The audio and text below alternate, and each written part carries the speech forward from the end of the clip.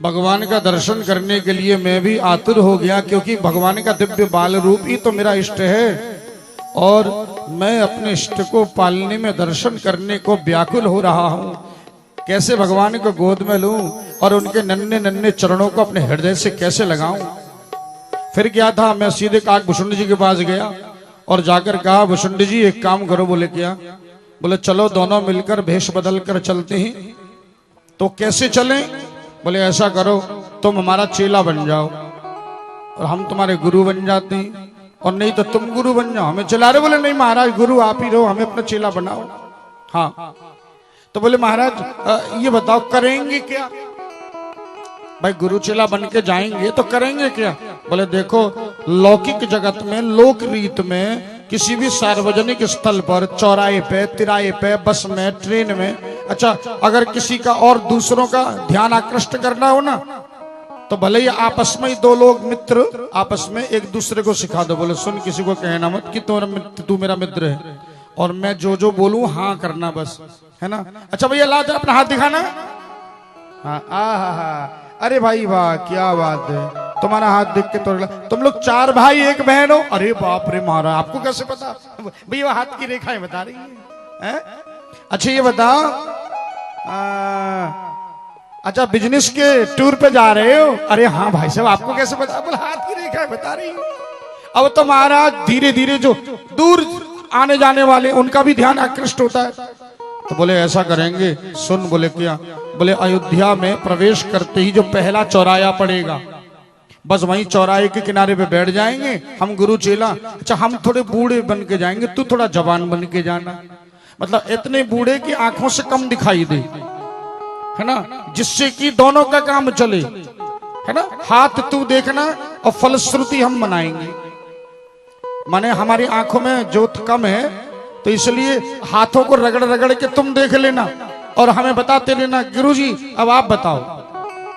तो इस बहाने हमें भगवान को छूने का भी अवसर मिलेगा, दर्शन का भी अवसर मिलेगा, और खबर यदि कौशल्या तक पहुंच गई तो फिर धीरे धीरे धीरे धीरे चौराहे से होते हुए राजभवन के भीतर तक जाने का अवसर मिल जाएगा। एक बार कौशल्या तक पहुंच गए, अरे फिर तो हमें कोई पृथक नहीं कर सकता। फिर क्या कहने। तो चौराहे पे बैठ के महाराज चेले का हाथ देख रहे हैं। आहा, अब जब लंबी लंबी बातें करने लगे तो महाराज आने जाने वाले लोग देखने लगे, और एक दासी जो अयोध्या, जो भवन में, महल में नौकरी करती थी, सेवा करती थी, वो दासी वहीं से जा रही थी। दासी ने कहा, अरे बड़ी भीड़ लगी है, लगता है बहुत पहुंचे हुए कोई महात्मा आए। और भीतर जाके बोली, महारानी जी। बोले हाँ जी महारानी जी, सच्ची बात बोलूं? हाँ। बोले त्रिकालदर्शी ब्राह्मण और उनका चेला हमारे अयोध्या आए हुए, बड़ी भीड़ लगी है, लोग अपना अपना भविष्य देख रहे हैं, और त्रिकालदर्शी मैं खुद अपने कानों से सुन के आ रही हूं। हाँ अच्छा, अरे तो जल्दी जाओ, सेवकों को भेजा और उनको आदर के साथ, सम्मान के साथ संबोधन करके हाथ जोड़कर हमारी तरफ से आप उनको सादर महल में ले आओ।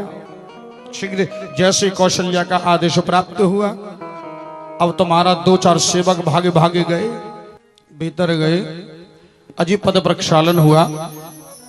संत का जैसे आदर, अयोध्या में जैसे संतों का आदर होता है, उन्हें सिंहासन पर बिठाया जाता है और चरण धोया जाता है संत के आगमन का, और उनका चरण धोया गया, पद प्रक्षालन हुआ, और महाराज समस्त रीति से निपटने के बाद बोले, अच्छा जी अब आप विलंब न करो, जिस काम के लिए हम आए हैं बस वही करो, जल्दी से अपने लल्लाओं को बुलाओ।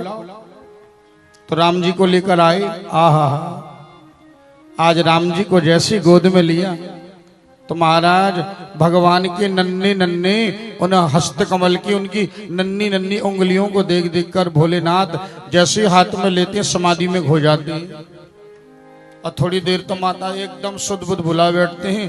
तो चेला काकभूषुंड, गुरुजी हाँ देख, अरे तो सो गए क्या? नहीं देख रहे हैं, देख ऐसा है ना, बहुत सुकोमल है ना, तो कहीं लाला को चोट न लगे, इसलिए हम धीरे धीरे देख रहे हैं, धीरे धीरे, है ना, थोड़ा समय लगता है। और वास्तव में तो उस वात्सल्य रूप का आनंद ले रहे हैं। भगवान शंकर सुदबुद भुला बैठे, साक्षात त्रिलोकीनाथ जगदीश्वर को अपने गोद में पाकर। बोले बाबा कछु भविष्य तो बताओ। तो महाराज सब अच्छे ही अच्छे बता दिए। आहा, ये बहुत तीनों लोक में इनका पूजन होगा, बड़े यशस्वी होंगे, बड़े तेजस्वी होंगे, बड़े बलवान होंगे। और ये स्वयं छत्र के पीछे नहीं, छत्र इनके पीछे दौड़ेगा, ऐसे होंगे। बड़े बड़े राक्षसों का संहार करेंगे, हैं? फिर गुरुकुल जाकर समस्त विद्या अध्ययन करेंगे। 64 दिन में 64 विद्या, 64 कला, ये सब सीख कर महाराज आएंगे। और उसके बाद एक महात्मा जी आएंगे। हाँ, कौन? विश्वामित्र जी। और फिर ये और संत के सानिध्य में वन को जाएंगे, वहां बहुत सुंदर सुंदर लीला करेंगे। और यहाँ से जाएंगे दो राजकुमार, जब लौटेंगे तो वहां से 4 बहू लेके आएंगे। बोले आहा, क्या बात है, बहुत सुंदर महाराज। अच्छा महाराज ये बताओ, आप इनका राज्याभिषेक कब होगा, राजा कब बनेंगे? तो महादेव बोले अभी लाला के रेखाएं बहुत सुकोमल हैं, अभी ढंग से बने नहीं ना, अभी यहीं तक रेखा बने हैं। फिर हम कहीं बार दूर थोड़ी जा रहे हैं, आ जाएंगे। हाँ, 1-2 साल में बड़े हो जाएंगे, रेखाएं थोड़ी स्पष्ट दिखेंगी। अभी एकदम नन्हे मुन्ने है ना, अभी आप इतना ही रहने दो, है ना।